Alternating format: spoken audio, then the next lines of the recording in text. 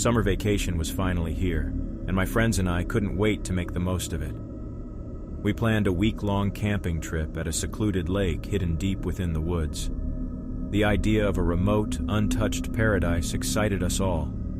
As we arrived at the lake, its crystal-clear waters sparkled under the sun, inviting us to dive in and cool off from the scorching heat. We set up camp on the lake shore, surrounded by towering trees that offered a sense of solitude and tranquility. The first few days were idyllic. We swam, hiked, and shared stories around the campfire. However, on the third night, something changed. I woke up to an eerie silence that wrapped around the forest like a suffocating shroud. I dismissed it as the hush of nature, but a feeling of unease lingered.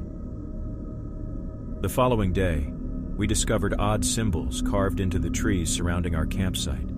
They looked ancient, unlike anything we had seen before. My friends laughed it off, joking about local legends and ghost stories, but I couldn't shake the feeling that we were being watched. As the week wore on, the atmosphere grew tense. Strange noises echoed through the woods at night, whispers that seemed to come from all directions. My friends said it was just the wind rustling the leaves, but it sounded like distant, hushed voices conspiring in some unknown language. One evening, as we sat around the campfire, a dense fog rolled in from the lake. It enveloped us, making it impossible to see beyond a few feet. The whispers intensified, now more distinct and urgent. Fear took hold, and we huddled close together, trying to find comfort in each other's presence. In the distance, I spotted a faint glow, a soft light piercing through the fog. Against my friends' protests, curiosity drove me to investigate. As I ventured into the haze, the whispers grew louder, and the light beckoned me forward like a siren's call. Within minutes, I stumbled upon an abandoned cabin, a dilapidated structure hidden in the dense undergrowth. The glow emanated from its decrepit windows. Despite the foreboding sensation in my gut, I felt drawn to it, as if an unseen force compelled me to enter. Inside, the air was stale and oppressive. Dust coated the floor, and cobwebs draped the corners like ghostly veils. The source of the glow was a dimly flickering lantern that swayed as if moved by an invisible hand. I called out to my friends, but my voice was swallowed by the cabin's heavy silence. Panic crept in, and I turned to leave when a soft voice echoed through the room. It was a whisper, barely audible, yet it resonated with a bone-chilling intensity. "Find the lake's secret," the voice urged, sending shivers down my spine. Fear rooted me in place, but curiosity overpowered my terror. I followed the whispers, my heart pounding with each step. They led me to a hidden trapdoor beneath a faded rug. Summoning every ounce of courage, I lifted the door, revealing a dark, narrow tunnel leading downwards. The whispers grew louder, urging me to descend into the unknown. Against my better judgment, I complied.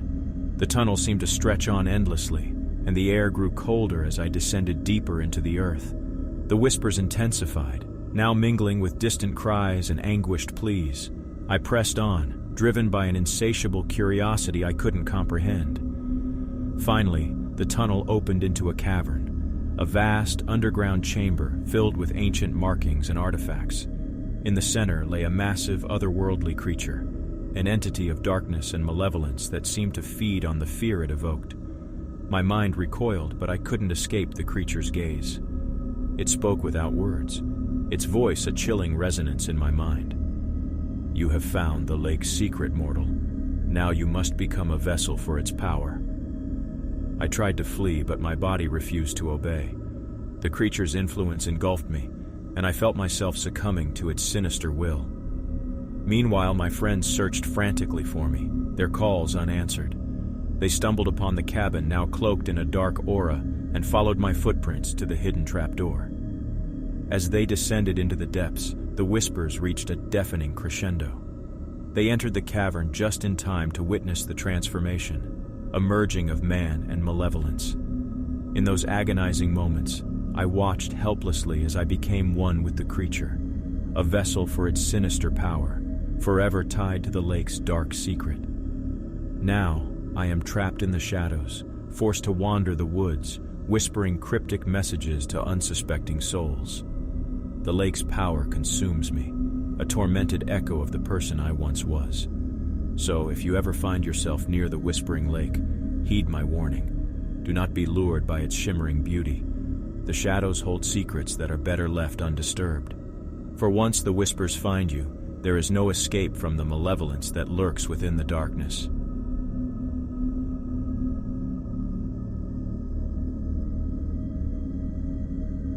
The summer sun beat down upon Paradise Point, the perfect vacation spot with pristine beaches and clear azure waters. My friends and I had rented a charming beach house, eager to soak in the sun and create unforgettable memories. But little did we know that this paradise held a chilling secret. As the days passed, we basked in the glory of summer, the salt-scented air filling our lungs. But as night descended, a peculiar unease crept in. My friends dismissed it as the unfamiliarity of our surroundings, but I sensed something more sinister lurking beneath the surface. One night, we decided to explore the secluded cove at the far end of the beach, drawn by its mysterious allure. As we strolled along the sandy shoreline, the waves lapped against the rocks with an eerie rhythm, like a melancholic melody. That's when we saw her, an ethereal figure standing at the edge of the water, her long, flowing gown billowing in the breeze. Her eyes were empty voids, yet they seemed to bore into our souls with an inscrutable longing. Fear clutched at my heart, but curiosity kept us rooted in place. We approached cautiously, hesitating as we neared the spectral figure. My friend Kate tried to reach out to her, but before her hand could touch the apparition, it vanished like a wisp of smoke. We returned to the beach house, shaken by the encounter. Kate dismissed it as a mere illusion, but I couldn't shake the feeling that we had stumbled upon something beyond our comprehension. As the days wore on, more unsettling occurrences haunted our summer retreat. Strange noises echoed through the house at night, a mournful cry that sent shivers down our spines. Objects moved on their own, doors creaked open, and a frigid breeze swept through rooms with no explanation.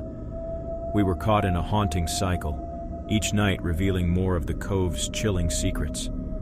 The apparition would appear, just out of reach, her sorrowful gaze pleading for something we couldn't understand. Desperation drove us to seek the truth. We delved into the town's history, digging through old newspapers and archives. That's when we stumbled upon a tale of tragedy. A young woman named Eliza, whose body was found on the cove's shore decades ago. Her death was ruled as a drowning accident, but locals whispered of a malevolent spirit haunting the area ever since. We knew then that the apparition we had encountered was Eliza's tormented soul, trapped between worlds and seeking release. Determined to help her find peace, we consulted a local psychic, hoping for guidance. The psychic revealed a chilling revelation. Eliza's spirit had been seeking justice, unable to rest until her true cause of death was uncovered. In a daring bid to communicate with Eliza, we held a séance at the beach house. Candles flickered, and the room filled with a palpable tension. The air felt charged, as if we were on the precipice of another realm. As we chanted, Eliza's spectral form appeared before us once more. This time her eyes bore into mine, pleading for answers. I summoned all my courage and asked, "What happened to you, Eliza?" Through her spectral gaze, she showed us her final moments. A fateful night when she had stumbled upon a group of sinister individuals who had robbed her and pushed her into the water, leaving her to drown. Eliza's soul was bound by her thirst for justice, and we promised to help her find it. Armed with the truth, we reported the long-buried crime to the local authorities, leading them to the evidence needed to bring the culprits to justice. As the truth came to light, Eliza's spirit seemed to find solace, and the haunting at Paradise Point ceased. The summer air felt lighter, and the once eerie cove became a place of peace. Our vacation had been far from the idyllic escape we had hoped for, but it had become a journey of discovery, a story of courage, friendship, and the unyielding desire for justice. We left Paradise Point with a newfound appreciation for the mysteries of life, knowing that sometimes, even the most picturesque places can hold chilling secrets. And as we returned home, we carried with us the haunting memory of Eliza's restless soul, a reminder that not all spirits are malevolent, but they all deserve to be heard.